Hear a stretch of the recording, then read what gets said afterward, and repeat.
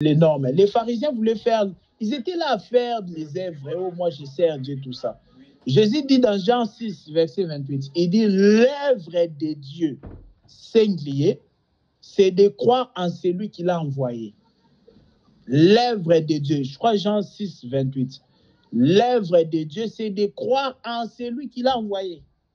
Maintenant, on va dire, il y a des gens, du coup, est-ce qu'ils font l'œuvre de Dieu?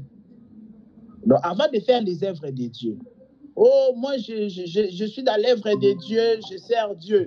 Oui, frère Serge, c'est bien que tu sois revenu. Ouais. Il y a un problème de connexion. Hein? Il y a un problème de connexion. C'est chez moi? Ah, parce que tu as quitté à un moment donné. Non, parce que je vais appeler merci. Parce que comme on disait des choses, je dis que pour garder l'espace, qui reste dans la maison pour éteindre et puis rallumer, oui. L'enregistrement, ça va?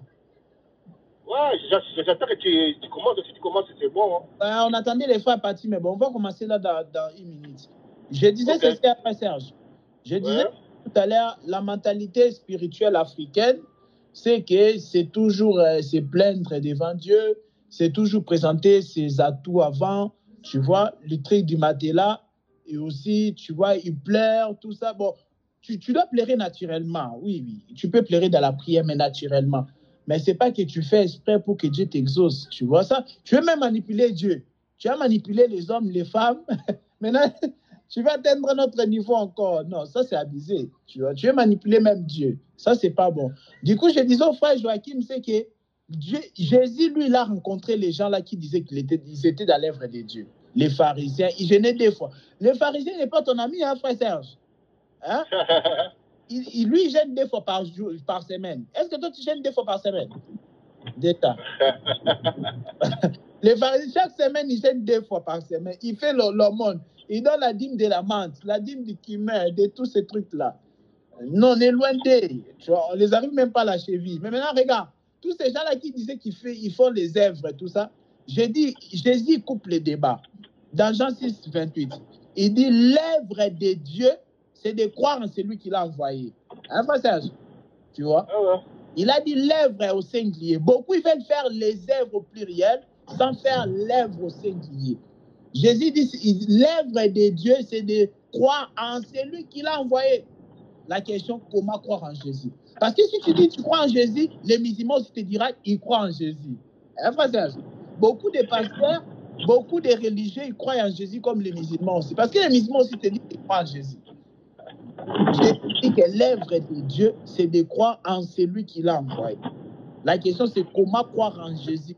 Parce que les musulmans aussi croient en Jésus. Croire en Jésus, c'est croire qu'il est prophète, c'est tout. Non, c'est pas ça croire en Jésus. Croire en Jésus, c'est croire à toute sa mission. C'est-à-dire du début jusqu'à la fin de sa mission. C'est pas seulement une partie de la mission de Jésus, tu crois. C'est-à-dire, tu crois de Jésus de 0 à 30 ans. Oh, je crois en Jésus. Non. Croire en Jésus, c'est de croire de sa naissance, de croire à tout ça jusqu'à sa 33 ans, jusqu'à sa mort. Là, tu peux dire tu crois en Jésus parce que Jésus n'a pas arrêté sa vie à l'âge de 30 ans.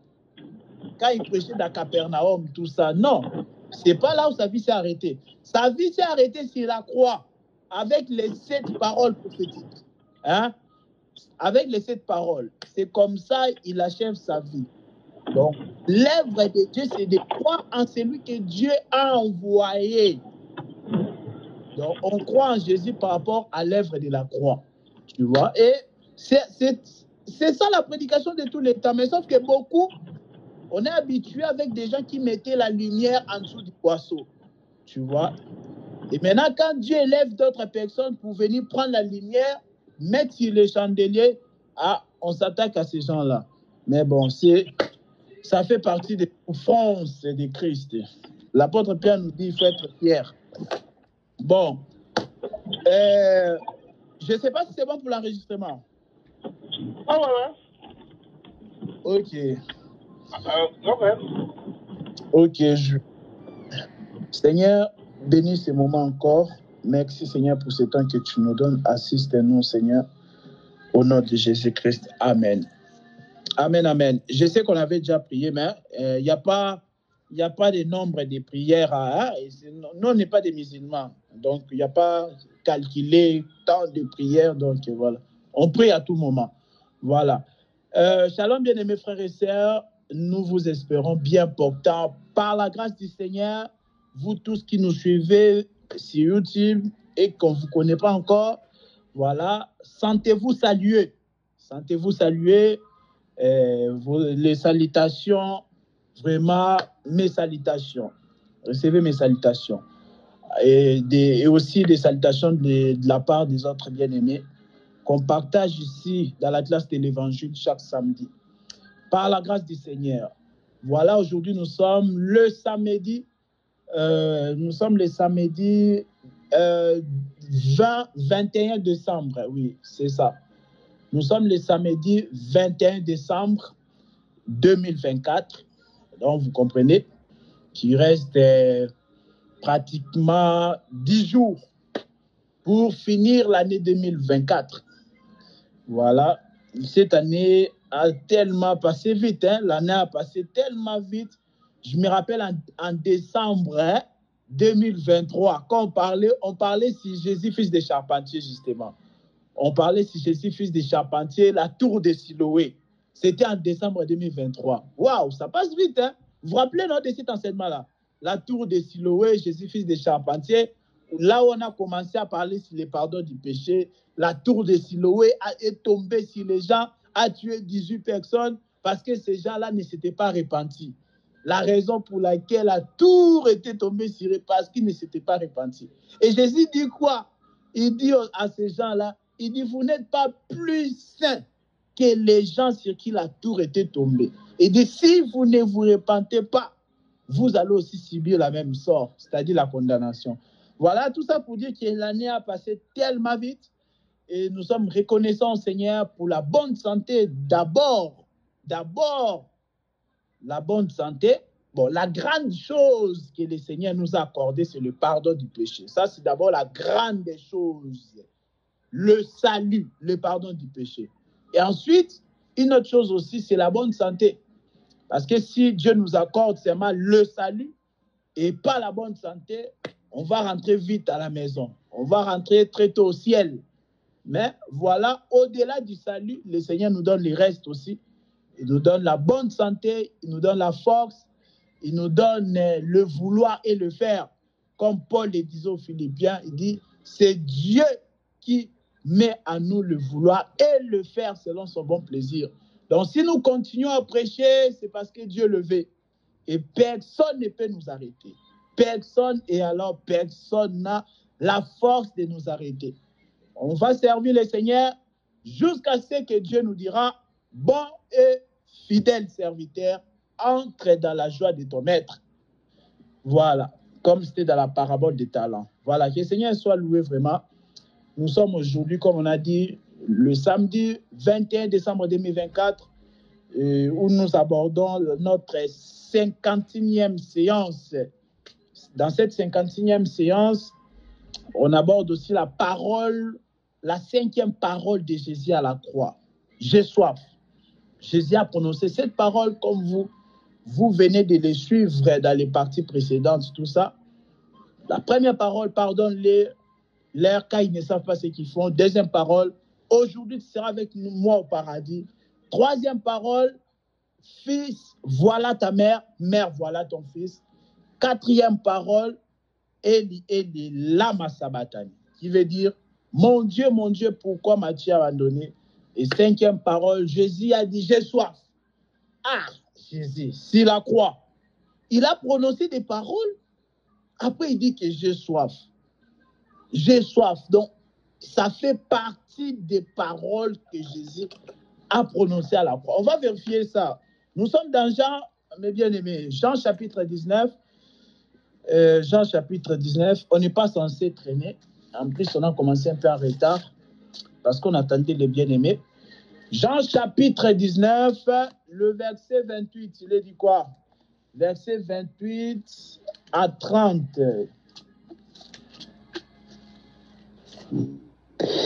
Jean... Après cela, Jésus, qui savait que tout était déjà accompli, dit, afin que l'écriture se réalise pleinement, j'ai soif.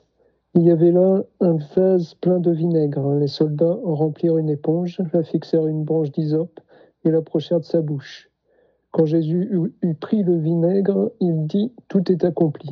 Puis il baissa la tête et rendit l'esprit. Merci, merci. Amen, amen, amen. On dit que Jésus était, après cela, Jésus... Merci beaucoup pour la lecture, frère Joachim. On dit que après cela, c'est-à-dire après les paroles qu'il avait dit avant tout ça, on dit, Jésus savait que toutes choses étaient déjà consommées. Donc, les prophéties concernant le Messie, il y avait une bonne partie quand même qui était déjà accomplie, qui était déjà consommée. C'est ça ce que ça veut dire. Quand on dit après cela, Jésus qui savait que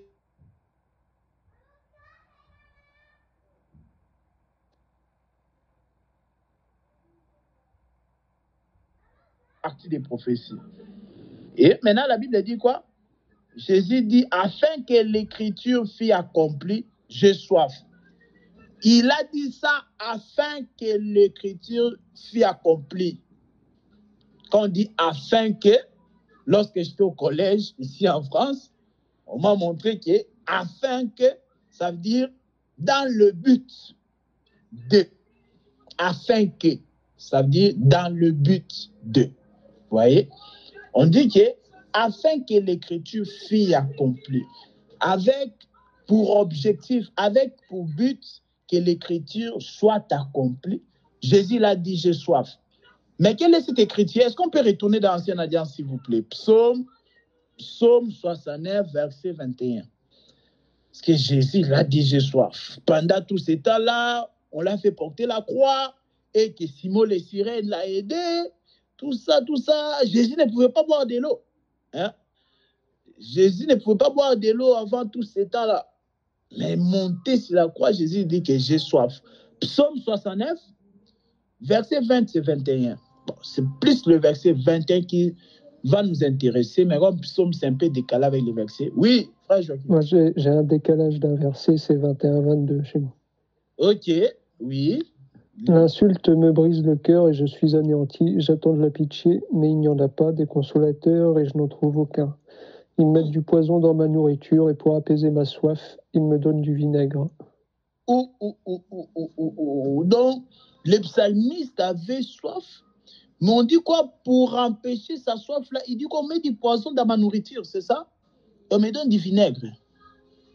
C'est oui, ça? Voilà. Ils mettent du poison dans ma nourriture et pour apaiser ma soif, ils me donnent du vinaigre. Ok. Lui, il a une grande soif. Il a une grande soif, mais on lui donne déjà. On appelle ça mettant du poison à l'épexécutant, mais en plus, on lui donne du vinaigre. On ne lui donne pas ce que lui désire. Vous voyez, ça, c'est le psalmiste qui le dit. Je crois que c'est David, hein? Parce que psaume, c'est écrit par plusieurs personnes, 7 personnes. Un jour, on viendra parler d'eux aussi. Oui, c'est David. Oui, là, c'est pour le coup, là, c'est David, hein? Dans psaume 69, c'est David. Mais sinon, psaume, vous allez voir même une autre écriture qu'on va lire tout à l'heure. C'est aussi un autre, du coup, qui est en train de dire ces psaumes-là.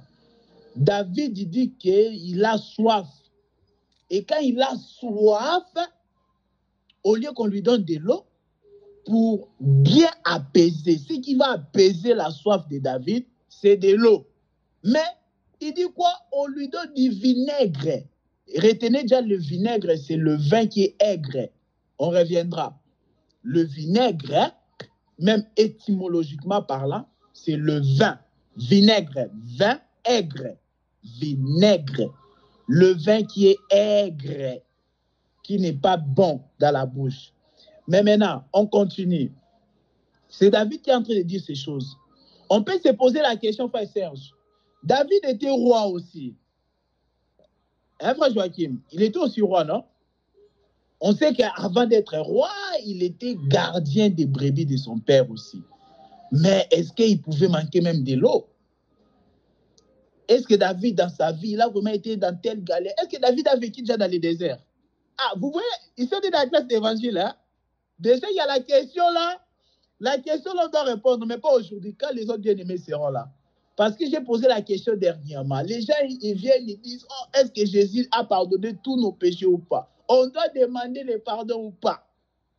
Moi, j'ai dit ici qu'on sait que la solution du péché, c'est Jésus.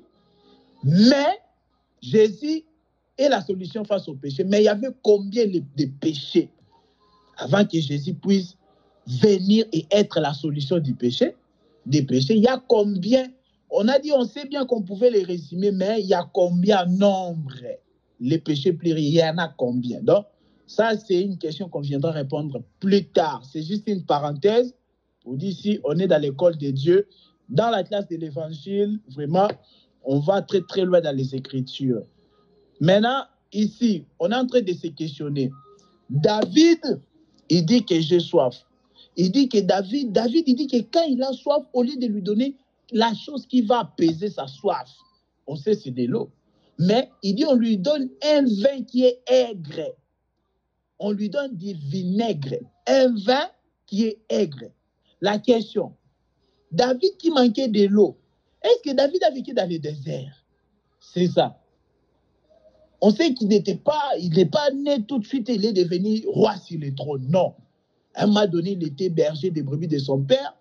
Mais est-ce qu'il galérait autant pour manquer de l'eau? Il dit que quand je demande de l'eau, on ne me donne pas de l'eau, on me donne du vinaigre. Vous voyez? Donc, ce sont des questions qu'on peut se poser. Hein? Vous voyez qu'il y a un truc, non? Il y a un suspense, il y a un truc caché quand même. Nous sommes d'accord? Frère Joachim, nous sommes d'accord, là? Il y a un truc là, non? David, là, il a galéré à ces points. À quelle époque de sa vie il a galéré autant pour avoir de l'eau? À quelle époque de sa vie? On voit qu'il y a un problème. Bon, déjà, vous comprenez que David était un prophète. Parce que c'est Pierre qui l'a dit dans Actes, chapitre 2, verset 30, verset 29 à 30. De Actes, chapitre 2, le jour de la Pentecôte, Pierre y prêche. Il dit comme David était prophète. Donc, c'est le jour-là que c'est le jour-là que Pierre, l'apôtre Pierre nous a signalé que David était un prophète. Donc, David était prophète, mais le prophète en Israël, il représente d'un côté Dieu, d'un côté le peuple. Un prophète, quand il parle, des fois, il représente Dieu, il parle de la part de Dieu. Des fois, quand il parle, il représente aussi le peuple. Voilà pourquoi Ésaïe, on peut les lire, hein? Ésaïe 8, 18. On commence d'abord dans Zacharie, oui. Zacharie 3, 8. Zacharie 3, 8, après Ésaïe 8, 18. Ça doit être ça. Ça fait très longtemps que je n'ai pas lu ces écritures-là. Mais on va voir, est-ce que c'est vraiment ça? On va voir, ça fait très longtemps. Zacharie 3, 8. Écoute Oui. donc, Josué, grand prêtre, toi et les compagnons qui sont assis devant toi, car ce sont des hommes qui serviront de signes. Je ferai venir mon serviteur le germe. Amen, amen. Donc Dieu dit à Zacharie que ces hommes-là serviront de signes. Ah, ok, Dieu merci. Je n'ai pas oublié en tout cas ces écritures. On complète alors avec Ésaïe. Ésaïe 8, 18. Ésaïe 8, 18. Alors on va vérifier aussi si c'est ça. Ésaïe 8, 18, il dit quoi? Ésaïe 8, verset 18. Il dit presque la même chose. Voici, moi et les enfants que l'Éternel m'a donnés. Nous servons de signe et de présage en Israël de la part de l'Éternel, le Maître de l'univers, qui réside sur le mont Sion. Amen. Ésaïe, le prophète, il dit, moi et mes enfants que l'Éternel nous a donnés, nous sommes un signe, un présage de l'Éternel. Vous voyez? Donc le prophète, je ne vais pas dire qu'ils étaient les jouets de Dieu pour faciliter la compréhension aux gens qui nous suivent. Ce n'est pas ça. Mais vous comprenez que Dieu se servait d'un côté pour se représenter Dieu lui-même et d'un autre côté pour représenter aussi le peuple. Vous voyez pourquoi Isaïe aussi a marché nu, tout ça, ça parle aussi du peuple. Il a marché nu pendant combien de jours? Est-ce que vous le savez? Isaïe a marché nu pendant combien de jours? 40 jours, non? Hein? Je ne sais plus. C'est bon, les zélotes, ça donne la bonne réponse. 3 jours. Oui, oui, c'est ça. Je crois que c'est dans Isaïe 20, normalement. Ça fait aussi longtemps que j'ai lu. En fait, moi, il y a des versets, ça fait longtemps que j'ai lu. Mais Dieu m'aide toujours à m'y rappeler, en tout cas. Je crois que c'est Isaïe 20, ouais. Et voilà. Donc, ça aussi, c'était pour montrer la nudité du peuple, la honte du peuple. Parce qu'Apocalypse 16, verset 20, on dit malheur, heureux celui qui garde ses vêtements, afin qu'il ne se trouve pas dans la honte. Voici, je viens comme un voleur, et heureux celui qui garde son vêtement, pour ne pas être nu et qu'on ne voit pas sa nudité. C'est 3 ans. C'est 3 ans.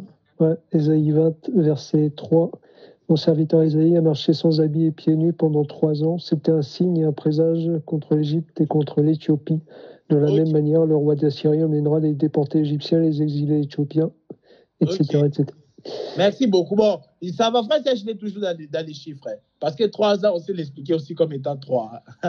Donc, ça va. Il est toujours dans les bons chiffres. 3 ans, vous imaginez. Pendant 3 ans, il a marché. Ésaïe, c'était un papa, il avait des enfants. Parce que dans Ésaïe 8, il dit quoi? Là, tu l'as dit dans Ésaïe 20, c'est ça? C'était combien? C'est ça? Oui, Ésaïe 20. Ah, donc, ça va, ma mémoire est toujours très bonne. Dieu merci. Ouais. Ça faisait longtemps que je l'avais dit.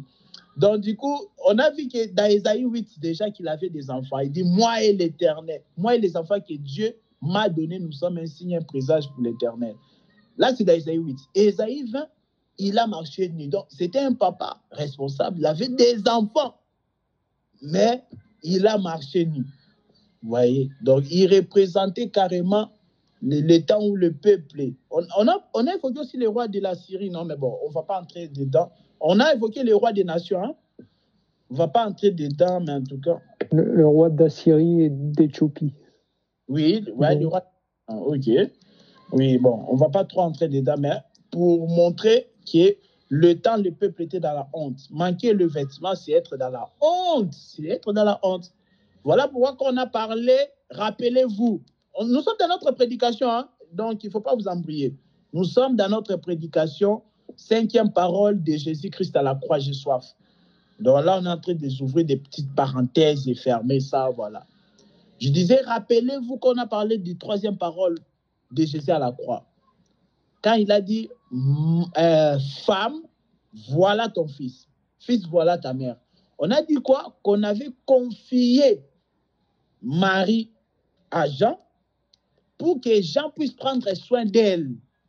Comment est-ce que Jean allait prendre soin de Marie? On avait dit en lui donnant la nourriture et les vêtements. Je ne sais pas si vous vous rappelez. Parce que Paul, il dit quoi? Il dit dans les épîtres, Paul, il dit que si nous avons la nourriture, des livres de Timothée, ouais, vous connaissez ça? Il dit si nous avons le vêtement et la nourriture, cela nous suffit. Pourquoi tu ne seras pas dans la honte? Pourquoi, Paul, si nous avons la nourriture et les vêtements, cela nous suffit? La réponse est que parce que vous ne serez pas dans la honte.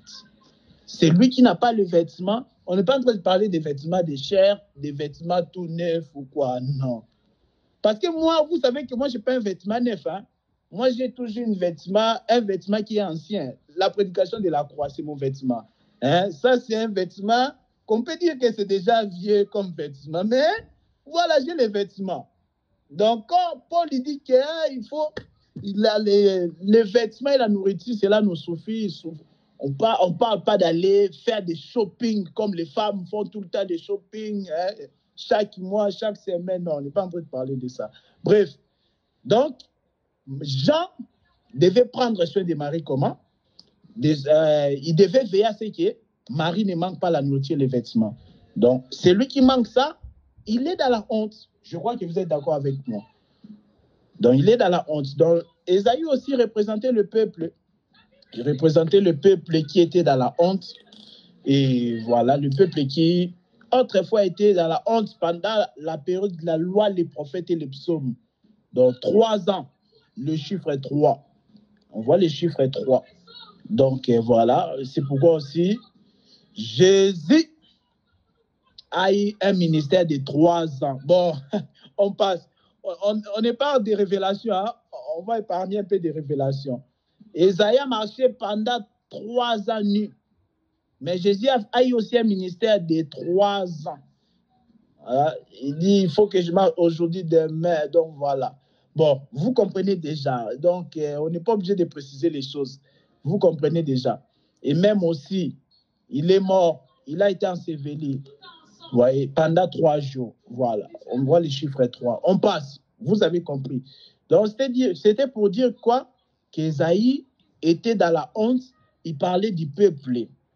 Donc, le prophète, Ésaïe a dit que moi et mes enfants, nous sommes un présage. Donc, la vie du prophète aussi représente pas seulement Dieu, le Christ, mais ça parle aussi du peuple. Donc, voilà, le peuple était sans vêtements, était dans la honte. David qui parle là, David aussi était prophète. Dans Psaume 69, verset 21. On a posé la question ici. David a déjà vécu dans le désert. Bon, même ceux qui nous suivent sur YouTube, si vous avez cette réponse-là, il n'y a pas de souci. Nous sommes toujours prêts à écouter aussi ceux qui ont un avis contraire.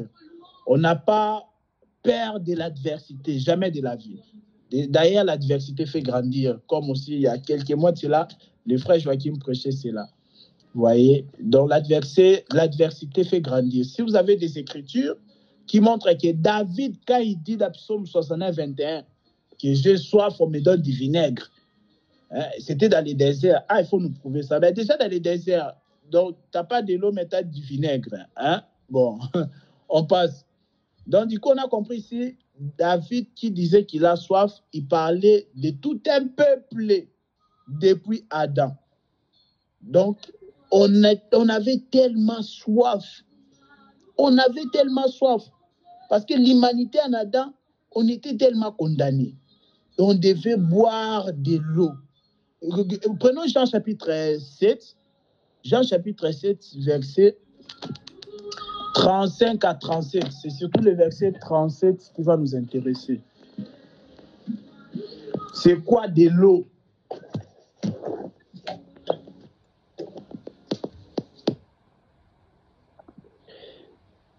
Les Juifs se dirent alors entre eux, où ira-t-il pour que nous ne nous trouvions pas? Ira-t-il chez ceux qui sont dispersés dans le reste du monde et enseignera-t-il les non-juifs? Que signifie cette parole qu'il a dite? Vous me chercherez et vous ne me trouverez pas, et là où je serai, vous ne pouvez pas venir.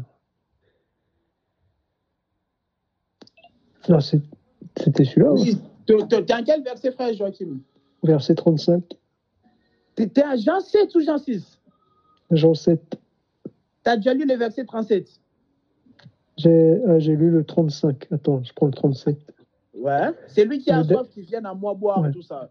C'est ça? Le dernier jour, le grand jour de la fête, Jésus, debout, s'écria, si quelqu'un a soif, qu'il vienne à moi et qu'il boive. Celui qui croit en moi, des fleuves d'eau vive couleront de lui, comme l'a dit l'Écriture. Il dit cela à propos de l'Esprit que devaient recevoir ceux qui croiraient en lui. Amen. En effet, l'Esprit n'avait pas encore été donné parce que Jésus n'avait pas été encore élevé dans sa gloire. Amen, amen, amen, amen. Il dit, c'est lui qui a les grands jours de la fête, il crie, il a parlé fort. Jésus n'a pas honte. Quand on prêche, donc un prédicateur doit voir la force de Jésus. Jésus, c'est quelqu'un qui s'élève et puis il dit que je suis le chemin, la vérité, la vie. Si tu dis Jésus, tu es orgueilleux, c'est ton problème. Moi, je dis, je suis le chemin, la vérité, la vie. Que tu sois d'accord ou pas, il n'est pas là. Il a déjà dit. Un prédicateur doit être sûr des choses qu'il prêche. C'est très important. Et là encore, la Bible dit, c'était les jours de la fête. Ils étaient venus, je crois, ils étaient montés à... Il y avait une fête, je crois, il était venu de Judée à Cana, un truc comme ça. C'était la fête des tentes. Ok. D'accord. Et maintenant, la Bible dit quoi? Au grand jour de la fête, c'était la fin, les derniers jours de la fête, Jésus crie devant tout le monde, il dit que c'est lui qui a soif qui vient boire. Et il explique l'eau là. Il dit quoi? L'eau là coulera de son sein, c'est ça? Hein? Pas Joachim. Celui qui croit en moi, des fleuves d'eau vive couleront de lui, comme l'a dit l'Écriture. Oui, des fleuves d'eau vive couleront de son sein, c'est ça? Bon, après, c'est pas la même version, c'est vrai. Oui, ma version dit de lui. Oui, de lui, oui. C'est pareil. Oui, les fleuves vifs d'eau couleront de lui, en lui, à l'intérieur de lui. Et il explique que les fleuves d'eau qui vont couler dans ta vie, là, dans ton sein, en toi, il dit c'est l'esprit qui va donner. Vous voyez?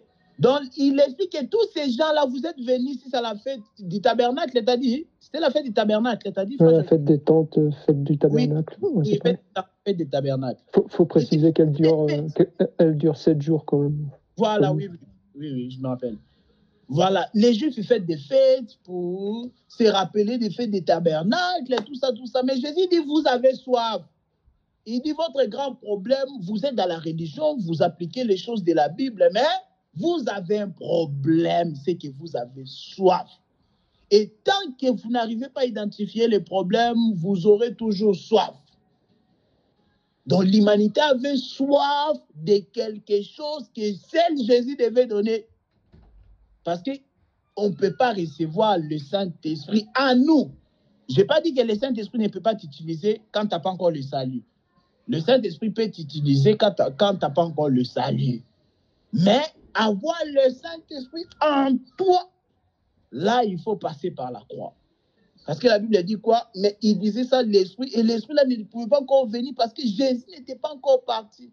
Donc, il doit mourir, ressusciter ensuite. Le Saint-Esprit vient. On comprend qu'il faut passer par la mort et la résurrection de Jésus pour avoir le Saint-Esprit en toi. Je ne dis pas que le Saint-Esprit ne peut pas t'utiliser parce que dans Matthieu 15, je ne sais pas si c'est Matthieu 15, m'ont dit, ces jours-là, plusieurs diront, n'est-ce pas qu'on n'a pas prophétisé en ton nom? N'est-ce pas qu'on n'a pas chassé les démons? Il dit, je leur dirai ouvertement que je ne vous ai jamais connus. Donc, ce sont des gens que le Seigneur s'était juste servi comme ça. Vous voyez comme nous là, quand on prêche dans une assemblée ou quoi, on prend les micros. Nous sommes d'accord? On prend les micros permettent d'amplifier la voix du prédicateur. Mais est-ce que les micros vont aller au ciel? Les micros ne vont pas aller au ciel. Les micros n'ont rien à faire au ciel. Nous sommes d'accord. C'est ça les gens-là que Jésus leur dirait que je ne vous ai jamais connus. Donc vous étiez comme des instruments que vous utilisez dans vos assemblées là-bas. Comme des micros là-bas. Donc c'est ça. Donc Dieu t'utilise, mais tu n'as rien à faire au ciel là-bas. Donc le Saint-Esprit en toi, il faut passer par la mort et la résurrection de Jésus. Quand je dis il faut passer par là, je ne dis pas que tu dois aussi appeler les Romains, ils doivent te crucifier. Ce n'est pas ça. Pour ceux qui nous suivent, vous comprenez bien qu'il faut croire en la prédication de la croix. C'est ça. Il faut croire en la prédication de la croix. Donc, c'est comme ça maintenant. Dieu, il te donne de l'eau. Jésus dit quoi?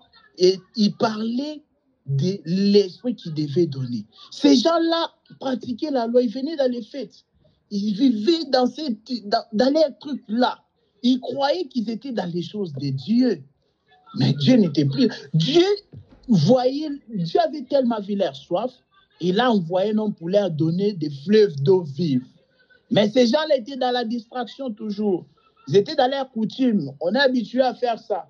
On est habitué quand on arrive à l'église, on dit merci Seigneur, pardonne nos péchés. Ils continuent leur délire de chaque dimanche. Donc, ils sont dans leur coutume. Nous, on est déjà habitués comme ça. Jésus regarde et dit, mais vous avez soif. Il y a quelque chose. Malgré tout ce que vous faites là, vous ne m'impressionnez pas parce que je sais que vous avez soif de quelque chose. Comme j'ai dit, rappelez-vous quand je disais que le péché, c'est le plus grand problème de l'homme. Le plus grand problème de l'homme. Et là, Jésus dit que je vous donnerai de l'eau vive. Pourquoi? Parce qu'il a compris qu'ils avaient soif. Donc, on est en train de dire simplement que David, dans Psaume 69, 21, quand il dit qu'il a soif, il s'agissait de l'humanité qui avait soif. Soif de quoi? De Dieu. Mais dire soif de Dieu, c'est vague. Parce qu'ils savaient qu'ils étaient dans les choses de Dieu. Ils avaient soif de quelque chose qu'ils n'avaient jamais reçu. Soif de quoi? Du pardon de Dieu. Un pardon, en fait, qui n'est pas journalier. Ils n'avaient jamais reçu un pardon éternel. Un pardon qui n'était pas mensuel. Un pardon qui n'était pas annuel. Un pardon qui ne couvrait pas les souvenirs du péché simplement. Mais ils avaient besoin d'un pardon qui ôte les souvenirs du péché. Parce que le pardon de la loi couvrait seulement. Mais les souvenirs étaient encore là. Mais le pardon de Dieu, de l'œuvre de la croix, il ôte carrément. Du coup, celui qui peut te rappeler tes péchés, c'est le diable. Mais Dieu, il ne te rappelle plus. Et maintenant, l'humanité vraiment avait soif de ça. Donc, du pardon et de l'Esprit de Dieu en est carrément. Parce que Jésus explique que l'eau là, c'est l'Esprit. Mais comme on a dit, l'Esprit ne peut pas venir en toi tant que tu n'as pas cru réellement à la mort et à la résurrection de Jésus. L'Esprit peut t'utiliser, mais l'Esprit habiter en toi sans croire à l'Évangile, impossible. Pourquoi? Éphésiens chapitre 1, versets 13 à 14. On dit, après avoir cru à l'Évangile, à la parole de la vérité, Dieu nous a donné, nous a scellé de son Esprit Saint. Donc, il nous a scellé comme tampon. Tu écris pas, tu tamponnes. Tu dis non, désormais ça m'appartient maintenant. Donc, l'humanité avait vraiment soif. Mais il avait eu du vinaigre. On n'a pas parlé du vinaigre. On a dit le vinaigre, c'est le vin qui est aigre. Donc, vous comprenez, le vin qui était aigre, la loi, c'était du vin. Rappelez-vous qu'on a parlé. Vous voyez? Donc, quand on va parler d'un thème, donc, on se rappelle des choses qu'on avait déjà vues.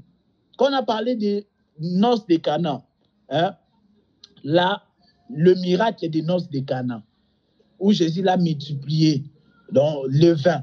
Il a changé l'eau en vin. On a dit qu'il y avait un vin, il y avait vin et vin.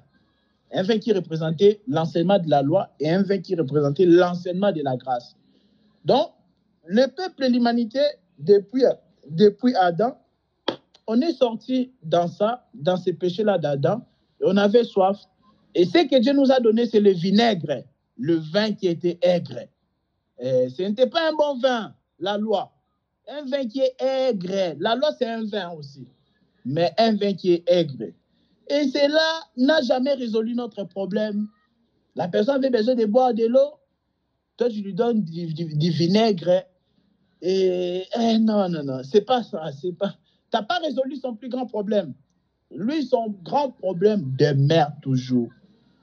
Je donne un exemple. Hein. Imaginez-vous, bon, comme on est déjà, on est déjà des adultes. Imaginez-vous un père qu'on l'a arrêté. Un père qui a, par exemple, 40 ans. Il se trouve en prison. Hein? Vous nous suivez, hein? On est ensemble, non? Un père qu'on a arrêté en prison. Imaginez-vous, vraiment suivez très bien cet exemple, mes bien-aimés, vous qui nous suivez de partout.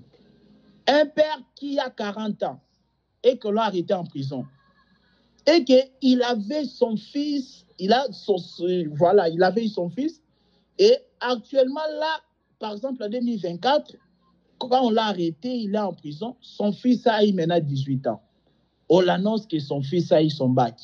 Avant d'aller en prison, son fils était en terminale. Il faisait encore des études. Son premier fils, s'il vous plaît, son premier enfant. Et le père apprend que son fils a eu son bac. Lui, il est en prison. Il entend ça. Il sera content ou pas? Il sera content. Hein, frère Joachim, il sera content, non? Mais sa joie ne sera pas parfaite. Sa joie, ça c'est du vinaigre. Ça ne résout pas les problèmes. Le grand problème de cet homme-là, c'est de lui laisser rentrer à la maison. C'est de lui délivrer de la prison. Il faut lui acquitter. Hein? Il faut les libérer. Donc, si on les libère, en plus de ces nouvelles-là, sa joie sera parfaite. Mais on lui dit que son fils a eu son bac. Donc, c'était son premier enfant. Il ne s'est jamais joui de la réussite de ses enfants. Le père, il est en prison. On l'annonce que ton fils a réussi. Il va pleurer. Cette nouvelle-là va le faire pleurer. Parce qu'il va dire, ah, si j'étais avec mon fils, on allait vraiment passer de beaux moments. On allait aller au restaurant. On allait fêter ça. Mais regarde, donc cette bonne nouvelle-là va les faire pleurer. Donc celui qui est en prison, la seule chose qu'il veut entendre, c'est de les libérer. La liberté, c'est ce qu'il veut. C'est ça son plus grand problème. Même si tu lui dis sa femme qui était enceinte, a engendré un enfant, il va encore pleurer. Ça va lui faire pleurer parce que toutes les bonnes nouvelles là, ça va lui faire pleurer au lieu de lui faire rire. Pourquoi? Parce qu'il a un grand problème qui pèse sur lui. Toutes les nouvelles là, donc vous avez compris. Donc il y a un grand problème de l'homme, tant que ce n'est pas résolu. D'autres bonnes nouvelles, d'autres révélations, tout ça, ça ne va rien faire. Donc sa joie ne sera pas parfaite. Donc le père qui est en prison, c'est l'humanité qui avait soif. On avait soif. Mais on nous a donné le vinaigre, le vin qui était aigre. Jésus, à la croix, il a dit, j'ai soif, pour accomplir l'écriture des psaumes 69, 21, pour expliquer ce que David disait. Parce que Jésus, à la croix, c'était un homme qui était en prison. Est-ce que vous nous suivez ici aujourd'hui très bien? La croix, c'est une prison. Pour ceux qui ne savent pas, la croix était une prison. La croix, c'était une prison. Parce qu'on met qui sur la croix? On met les malfaiteurs, vous avez vu même les brigands, tout ça, ceux qui n'ont pas respecté la loi, ceux qui ont désobéi. Les Juifs, ils ont dit, lui fait détruire les jours du sabbat. Allez, il a désobéi à notre loi. La croix, c'était une prison. Et Jésus est monté là-bas pour dire que vous êtes acquittés. Quand on dit le châtiment qui nous donne la paix, est tombé sur lui. Le châtiment, c'est la prison. Dans la croix telle que vous le voyez là, c'est vraiment une prison. La croix, notez ça quelque part, la croix égale prison. Mais une prison encore très risquée, très dangereuse encore. Parce que c'est une prison qui peut te tuer carrément. C'est ça. Et les gens ne réalisent pas. En fait, les gens, tant qu'ils n'ont pas encore compris aussi, ils n'ont pas aussi compris l'affaire, du coup, ils ne peuvent pas aussi bien estimer l'œuvre de la croix. Parce que quand la Bible dit que Jésus a fait l'œuvre de la croix une fois pour toutes, vous savez pourquoi? Une fois pour toutes, éternellement, c'est parce que l'enfer, c'est éternel. Celui qui va en enfer, c'est éternel. Et celui qui reçoit aussi la rédemption, c'est éternel. Pourquoi? Parce que tu as échappé de l'enfer qui était éternel. L'enfer, c'est aussi une prison. Et maintenant, Dieu déguise ça en l'œuvre de la croix. Au lieu que tu pars en prison là-bas, en enfer, tu ne vas pas aussi monter sur la croix. Dans tous les cas, tu ne pouvais pas parce que tu avais un sang qui ne pouvait pas te sauver, même si tu acceptais de monter. Les gens ils pensent qu'à la croix, Jésus juste a monté sur nous, il a accepté juste la mort. Non! La Bible appelle ça, il a accepté la mort et la mort de la croix. Je ne sais pas si vous avez déjà lu ça. Christ a accepté la mort et la mort de la croix. La Bible explique cette dimension-là. Il ne suffit pas, parce qu'il y a des gens, aujourd'hui, ils vont dire, oh, mais je n'avais pas demandé à Jésus. Moi aussi, je suis un homme, hein. J'ai supporté des douleurs dans ma vie. Et alors, si on me persécute pour que mon âme aille au ciel, je vais accepter. Mais sauf que tu es un sacrifice désagréable devant Dieu. Tu n'es pas un sacrifice agréable. Non, jamais de la vie. Tu n'es pas tu es un homme ici d'Adam. Tu as le péché en toi. Même si tu dis que tu vas monter sur la croix pour payer ta propre dette, ça ne tiendra pas parce que tu es un homme pécheur. Donc, même dans les saluts, le courage aussi ne suffit pas. C'est compliqué. C'est pourquoi la Bible parle de la mort et la mort de la croix. La mort de la croix, c'est lui qui l'a fait. C'est celui qui est sans péché vraiment. Bon, on est en train d'avancer et aller déjà pour conclure par la grâce de Dieu. On est en train on est en train de voir avec les temps. Je ne sais pas si je peux encore voir 10-15 minutes. Oui. Au bout de 10-15 minutes, ça va aller. On est en train de dire que Jésus sur la croix était en prison. Jésus sur la croix était en prison et représentait l'humanité qui était captive. L'humanité qui était représentée dans la prison. On dit afin que l'écriture fût accomplie. C'était l'écriture des psaumes 69, 21. Où David représentait carrément le peuple. Que depuis la chute d'Adam, le peuple avait soif. Et ce peuple-là ne pouvait pas avoir de l'eau. Ils étaient comme dans une prison. C'est avec l'exemple qu'on a donné tout ça. Et Jésus, sur la croix aussi, il était en prison. il représente un peuple condamné qui ne peut pas voir de l'eau pour s'en sortir de cette prison-là. Oui, dans la prison, tu as soif. Ah, la Bible, vous savez, la Bible est profonde. Hein? Je suis en train de parler, je vois la parabole de l'homme riche. L'homme riche et le pauvre Lazare. L'homme riche est mort, Lazare aussi est mort. L'homme riche dit quoi? Qu'il a soif. Je ne sais pas si vous avez déjà lu ça. Je crois que c'est Luc chapitre 16. Luc chapitre 16, versets 19 à 31. La parabole de l'homme riche et du pauvre Lazare. Pas Lazare, ami de Jésus, mais du pauvre Lazare. Il y a un Lazare, ami de Jésus, et un Lazare pauvre. Un Lazare qui était pauvre. Donc lui, c'est oui, c'est ça. Cette parabole-là, Luc 16, versets 19 à 31. Donc là, on raconte quoi? Qu'il y avait... L'homme riche était là, Lazare aussi était là. Quand ils sont morts, Lazare, lui, croyait en Dieu. L'homme riche ne croyait pas en Dieu. On a déjà dit que le problème de l'homme riche, ce n'était pas sa richesse. Non. C'est juste parce qu'il ne croyait pas en Dieu. Il est parti d'un mauvais séjour de mort. Et Jésus explique ça. Et lorsqu'il est parti d'un mauvais séjour de mort, là-bas, ben, ce sont les gens qui attendent l'enfer. En fait, le mauvais séjour de mort, c'est quoi? En fait, c'est l'image déjà de l'enfer. Donc, ça commence déjà là-bas. Donc, on peut dire que c'est la maquette, hein, le terme du frère Nahum, la maquette de l'enfer. En fait, c'est-à-dire que tu es en train déjà de souffrir déjà là-bas, en attendant déjà le ciel. L'homme riche souffrait déjà dans les mauvais séjours de mort. Et il dit quoi? Il a soif. Il a dit quoi? Il dit à Abraham, est-ce que tu peux me donner de l'eau? Ou si tu peux envoyer... Non, oui, il demandait de l'eau. Il disait, sa langue est tellement sèche. Je ne sais pas si vous vous rappelez. L'homme riche était en prison et il voulait de l'eau, en fait, pour rafraîchir sa langue. Il y avait le feu. Ça annonçait déjà l'enfer. Il voulait se rafraîchir parce qu'il y avait la chaleur. Il y avait le feu. Donc, la prison, c'est ce que j'ai dit tout à l'heure, que l'enfer, c'est une prison. C'est une prison, là-bas, tu as soif. Bon, l'enfer, tu n'auras pas soif physiquement.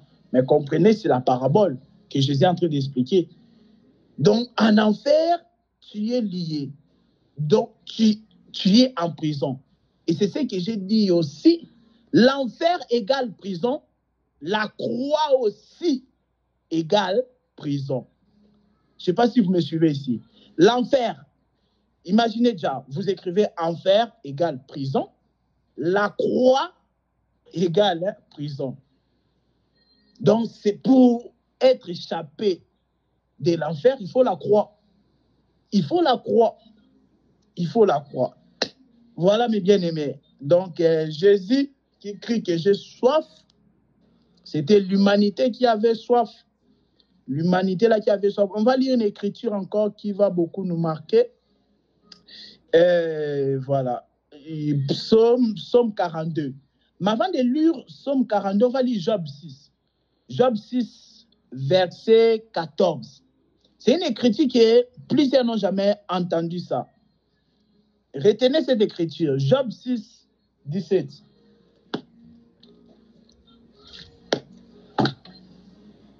Job 6, 17.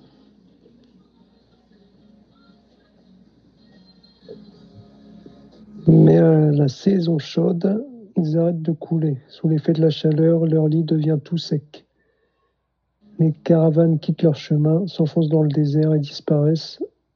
T'es sûr que c'est celui-là? Verset 16, il dit quoi? Moi, on parle du feu du soleil. La Bible parle du feu du soleil.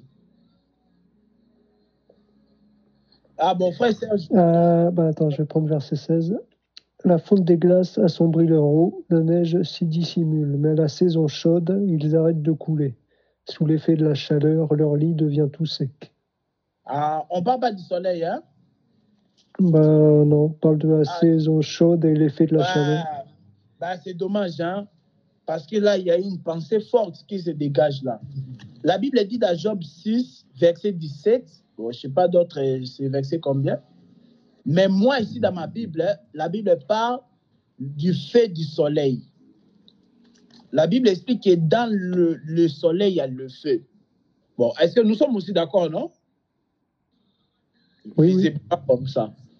Mais Job les dit, moi c'est ce qui dit ma Bible, Job 6, 17. On parle du feu du soleil, le feu du soleil. Donc c'est-à-dire que le soleil a un feu. C'est pourquoi j'ai dit que Dieu est tellement grand. Donc dans le soleil, il y a le feu. Or, le temps de feu, l'enfer, c'est le temps de feu. La Bible appelle étang du feu, l'enfer. Il y a le feu. Donc Dieu a créé l'enfer. L'enfer existe. L'enfer existe. Et je dis là-bas, les gens vont éternellement. L'œuvre de la croix aussi s'est fait éternellement. L'enfer existe, mais Dieu l'a déjà mis dans la nature, le soleil. Le soleil part de l'enfer. Mais seulement les gens ne se rendent pas compte. Regardez, hein, vous voyez, quand on étudie un peu le système solaire, tout ça, les planètes, hein, bon, avant il y avait 8, je ne sais plus s'il y en a combien maintenant, mais moi quand j'étais encore étudiant, tout ça, il y avait 8 planètes du système solaire. Il y avait, comme vous connaissez, des Jupiter, Mars, Mercure, Pluton, Neptune, Saturne, tout ça. Saturne, tout ça, bon voilà. Les 8 planètes là, aujourd'hui je crois que c'est beaucoup maintenant. Et à l'époque, il y avait 8 ou 9 et qu'on avait enlevé un. Bon voilà, vous comprenez les planètes du système solaire. Il se passe quoi avec les planètes du système solaire? C'est Dieu qui a créé la nature, hein? Vous savez, Dieu qui a créé la nature. Mais dans les planètes qui sont plus proches du soleil, vous savez qu'il fait très, très, très chaud. Il y a Mercure, si je ne me trompe pas. La planète la plus proche du soleil, c'est Mercure. Vous pouvez vérifier ça, mais je crois que c'est ça. La planète la plus proche du soleil, c'est Mercure. Là-bas, c'est invivable. Tu ne peux pas vivre. Je suis en train de parler du soleil pour vous parler de ce que Job dit ici. Job parle le feu du soleil. Donc, dans le soleil, il y a le feu. Et pour vous amener quoi, que l'enfer existe, hein, mais Dieu a mis déjà l'enfer aussi ici, qu'on puisse voir ça, l'on puisse voir ça à l'œil nu. Personne ne peut vivre dans le soleil. Le soleil part de l'enfer. Le soleil part de l'enfer. Je vous ai dit, la planète qui est la plus proche du soleil, c'est Mercure. Et là-bas, on ne peut pas vivre. Frère Joachim, tu voulais dire un truc? Ah non. Ah, ok. On a Mercure, la planète Mercure. Je crois la Terre, c'est après. Il y a d'abord Mercure, Mars, après Terre. Vous voyez? Donc, il y a au moins 2 planètes qui sont très proches du Soleil. Ensuite, vient la Terre. Parce qu'on ne peut pas vivre là-bas. Il fait tellement chaud. On ne peut pas vivre dans la planète Mercure là-bas. Il fait tellement chaud. Mercure, ce n'est pas dans le Soleil, mais c'est proche du Soleil. On ne peut pas vivre dans Mercure. Ce n'est pas dans le Soleil, mais proche du Soleil. On ne peut pas vivre. Vous imaginez maintenant vivre dans le Soleil. C'est ça, les gens vont aller en enfer. Et comme l'enfer est spirituel, le Soleil est physique. On le voit comme ça. Quand je dis physique, parce qu'on le voit. Mais l'enfer, c'est un monde spirituel. Un feu qui est spirituel, préparé pour l'âme. Préparé pour faire souffrir, brûler l'âme, brûler continuellement, mais ça ne disparaît pas, brûler. Les gens qui pensent qu'ils vont aller chanter avec les païens de Bob Marley, de Michael Jackson, vous savez les chansons qu'ils vont chanter là-bas? Ils vont chanter « J'ai brûlé. » C'est ça qu'ils vont chanter « J'ai brûlé. » Ça ne sera pas marrant. Et ils pensent qu'ils disent « Ah, parce que j'ai déjà entendu un païen comme ça, il dit « Ah non, vous avec vos choses là, restez avec vos choses de salut là. Moi, j'accepte d'aller en enfer. Il y aura Michael Jackson. Il va faire ses concerts. Non, le diable est en train de te mentir. Michael Jackson ne fera aucun concert là-bas. Aucun concert là-bas. Et ça sera la chanson « J'ai brûlé. » C'est tout ce qu'il va chanter là-bas. Il n'y a pas de chanson, il n'y a pas d'amusement là-bas en enfer. Donc, vous voyez ici le fait du soleil. Donc, le soleil, l'enfer, c'est un monde spirituel. Un fait spirituel qui est bien créé pour faire souffrir l'âme. Mais physiquement, Dieu a mis aussi le soleil. Vous voyez, donc Dieu, il est tellement fort. Et Job, il a parlé le fait du soleil. Voilà, on a parlé de ça pour dire que c'était aussi une prison. Et comme l'homme riche dans la prison, il a soif. Et puis voilà. Dans la prison, on a soif. Jésus, dans la prison, sur la croix, représentait l'humanité qui était condamnée dans la prison. Il avait soif aussi. Donc, les paroles que Jésus a prononcées à la croix, c'était vraiment des enseignements profonds. 5e parole, Jésus libère, j'ai soif. Donc, un enseignement. À chaque fois qu'il libère une parole à la croix, c'était des enseignements. Et on va lire maintenant, on est en train de conclure avec cette écriture. On aurait pu faire 2 parties, mais bon, non, on va conclure. Comme ça, on va enchaîner la 6e parole prochainement. Oui, Psaume 42, 1 à 2. Ça, c'est une écriture maîtresse aussi. Bon, dommage, aujourd'hui, les bien-aimés, ils ont raté l'enseignement. Mais bon, heureusement qu'il y a l'enregistrement. Donc, prochainement, on viendra ici pour aborder tout est accompli. C'est ça la 6e parole de Jésus. Alors, Psaume 42, verset 1 à 2, il est dit quoi? Comme une biche soupire auprès des cours d'eau, ainsi mon âme soupire après toi, ô Dieu. Mon âme a soif de Dieu, du Dieu vivant. Quand donc pourrais-je me présenter devant Dieu? Le verset commence avec quoi? Est-ce que tu as lu le premier verset? Moi, il commence directement au verset 2. Ah! Parce que le premier verset, c'est au chef de chœur, cantique des descendants de Corée. C'est ça! Ah, mais lis ça, frère Joachim. Il est dit quoi? Au chef de chœur, cantique des descendants de Corée. Oui, dans d'autres versions, on dit cantique des fils de Corée. Je ne sais pas si vous connaissez l'histoire de Corée dans la Bible. L'histoire de Corée, sa particularité, il a marqué un peu la Bible. En faisant quoi? Je ne sais pas si vous vous rappelez. Je vous laisse quelques secondes, après on va revenir.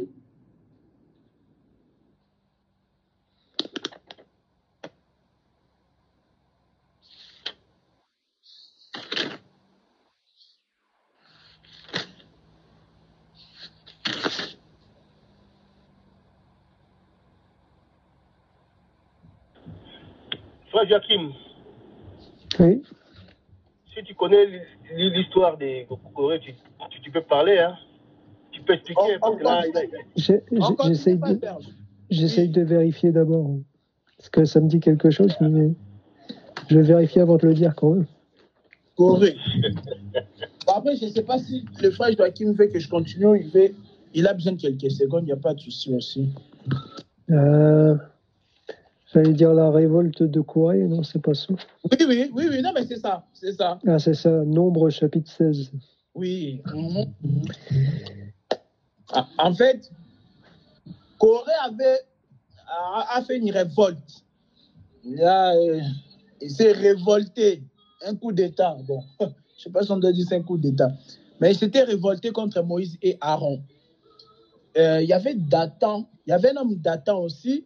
Et il y avait aussi ses fils, 250 personnes. Je crois que c'est ça, ouais. Ils étaient, je crois, plus de 200 personnes. Avec ses descendants, tout ça, ses fils. Frère Serge, on ne te voit plus, hein? Voilà, dans la caméra. Les fils, on continue. Les fils de Corée, ils ont péché. Ils se sont révoltés contre Moïse, Aaron, ils l'ont contesté, tout ça. Pourquoi seulement Dieu parle par eux? Maintenant, le fils de Corée, là, la Bible dit donc, ils ont péché, voilà. Et Dieu n'avait pas du tout aimé ça. Et la Bible dit quoi, du coup, dans Cantique des fils de Corée, justement, c'est ça l'enfant Joachim, dans Psaume 42. Oui. Maintenant, les fils de Corée, ils disent quoi? Les fils de Corée disent, comme une biche soupire auprès des courants d'eau, ainsi mon âme a soif. N'oubliez pas, on est en train de parler de la soif. Jésus l'a dit, j'ai soif. Et les fils de Corée, ils ont dit que j'ai soif. Mon âme. Et continue ça, frère Joachim. Répète ça, s'il te plaît. Le verset 2. Mon âme a soif de Dieu, du Dieu vivant. Oui. Comment pourrais-je me présenter devant Dieu? Mes larmes sont ma nourriture jour et nuit, car on me dit sans cesse, où est ton Dieu? quand je pourrais comparaître, quand je pourrais me paraître devant lui. C'est ça, non? Quand je pourrais me présenter. C'est ça? Hein? Quand donc pourrais-je me présenter devant Dieu? Ok. Les fils de Corée, voilà, frère Serge, gloire à Dieu. Ta connexion, ça va. Donc, les fils de Corée, on a dit que c'était des gens qui avaient péché, qui s'étaient révoltés contre Moïse et Aaron.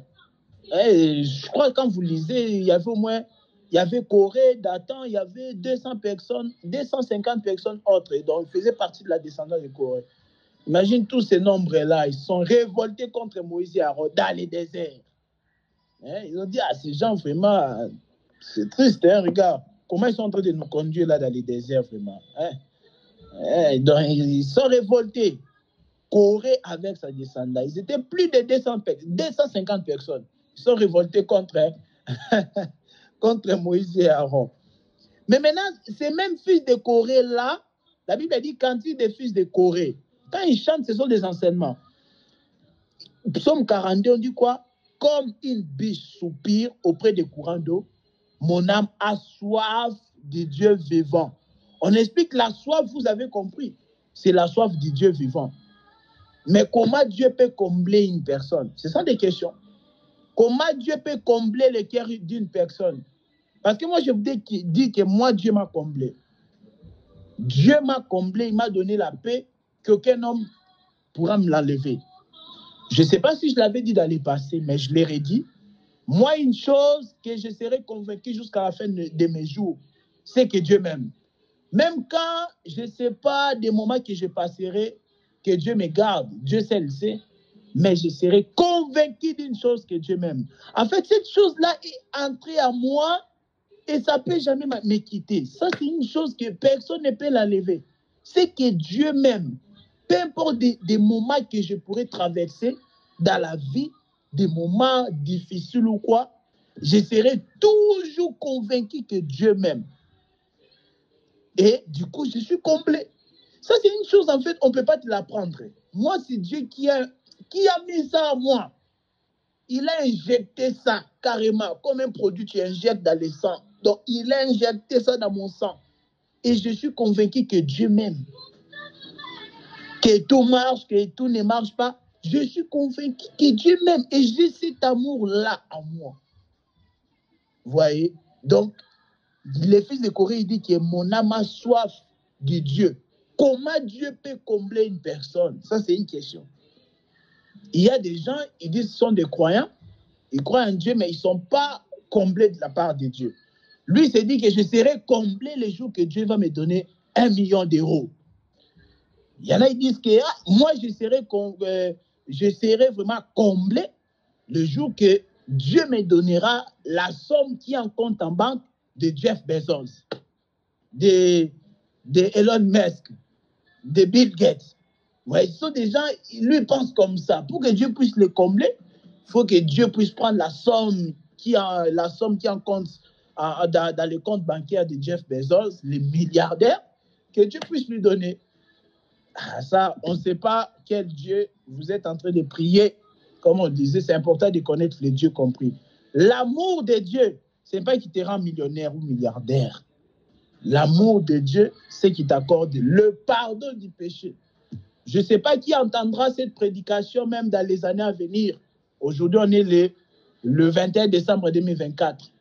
Ça restera dans les enregistrements. Mais toi qui m'écoutes, n'oublie jamais que la preuve que Dieu t'aime, c'est qu'il te donne le pardon du péché. Il t'accorde le salut. Ça, c'est la plus grande chose que Dieu peut t'accorder. Et ça, c'est la paix. Il te donne carrément le repos de l'âme. Il dit que mon âme a soif. Donc, il n'a pas reçu de l'eau. Les fils de Corée, les pécheurs, je vous ai dit que c'était des pécheurs. Ils s'étaient révoltés contre Moïse à l'époque dans le désert. Ils chantent, ils sont en train de dire, Dieu, mon âme a soif. Quand irai-je me présenter vers toi? Ah, donc jusque-là, j'ai soif. Mais il se pose la question, mais quand est-ce que j'irai me présenter devant toi? Parce que pour que je puisse me présenter devant toi, Dieu, tu dois au préalable me combler d'abord. Combler mon âme. Ainsi, j'aurai maintenant le droit d'aller faire quoi? D'aller me présenter. Comme Esther, elle est déjà comblée. Elle sait qu'elle est l'épouse du roi. Et maintenant, quand il y a un problème, qu'on veut tuer les Juifs, Esther va se présenter devant le roi. Bon, là, l'état est tellement passé vraiment. Mais on est en train de dire que les fils de Corée, ils ont chanté, ils ont crié, ils ont pleuré, ils ont dit qu'on a soif. Notre âme a soif de Dieu vivant. Ils ont dit, quand est-ce qu'on ira se présenter devant Dieu? Donc, on a dit que pour que tu puisses te présenter devant Dieu, vous comprenez ici la présentation, c'est quoi? Être présenté devant Dieu, dans la demeure de Dieu, il faut préalablement que Dieu puisse te combler. Et je vous ai donné l'exemple d'Esther. Esther était déjà comblée dans son cœur que je suis l'épouse du roi Assuérus. Et maintenant, elle peut avoir la confiance d'aller se présenter. Donc, pour qu'un jour qu'on puisse aller là-bas, déjà, ce n'est pas par notre force. Pour se présenter devant Dieu en enlèvement, ce n'est pas de ta force. Dieu doit te combler. Et c'est avec cette puissance-là que tu monteras. Donc, c'est ça. Vous avez compris. Les fils de Corée, c'était des pécheurs. Ils avaient soif. Soif de quoi? De l'eau de Jésus-Christ, du pardon de Dieu, de l'Esprit de Dieu. C'était des pécheurs, les fils de Corée. Donc, ils avaient soif de Dieu vivant et ils ont complété vraiment ce que David disait dans Psaume 69, 21. Et c'est ça, Jésus à la croix. Donc, Jésus aussi à la croix, quand il parle des Juifs soif, il parle aussi au nom des fils de Corée. Ces fils de Corée qui avaient soif dans Psaume 42 ici. Ils se disent, en fait, le problème, c'est quoi? Ils disent que j'ai besoin de voir Dieu. Les fils de Corée disent, j'ai besoin de me présenter auprès de Dieu. Mais actuellement, mon âme n'est pas comblée parce que j'ai soif. D'accord? Donc, fils de Corée, il faut qu'on puisse combler ton cœur. Une fois ton cœur est comblé, tu pourras maintenant te présenter devant Dieu. C'est ça, même la réconciliation avec Dieu. Vraiment que le Seigneur soit loué. Il y a des choses qu'on devait encore aborder, mais on n'a pas évoqué. Mais en gros, comprenez qu'autant depuis la chute d'Adam, l'homme avait soif de Dieu. L'homme avait soif, mais ce qui lui a été donné, c'était du vinaigre. Rappelez-vous, Jésus dit quoi? Si un enfant demande à son père le pain, on ne lui donnera pas la pierre. Tu te rappelles, non, frère Joachim? Il dit, qui d'entre vous, si son fils lui demande le pain, il lui donnera la pierre. Et qui, si son fils lui demande un poisson, il lui donnera le serpent. Je ne sais pas si vous vous rappelez de ça. Donc, c'est ça, carrément. L'enfant a besoin du pain, mais tu lui donnes la pierre. Oui, le pain, c'est ça la soif. C'est ça avoir besoin de boire l'eau. Mais tu lui donnes la pierre. C'est la même chose. Vinaigre à la place de l'eau égale donner la pierre à la place du pain. Vous voyez comment la Bible, il y a cette harmonie dans la Bible. Et donc, le peuple a soif, mais tu lui donnes du vinaigre. C'est la même chose quand le peuple a besoin du pain, toi tu donnes la pierre. Oui, parce que dans la loi, les gens ils ont pris, on leur a donné la pierre à la place du pain. La loi qui était la pierre. Les écritures de la loi qui étaient écrites sur les tablettes de pierre. Le peuple, ils ont reçu les cailloux, ils ont reçu la pierre à la place du pain, le vin à la place de l'eau. Et voilà, afin que tout soit accompli. Donc Jésus a crié ça, afin que tout soit accompli. Mais ce n'est pas qu'il avait soif.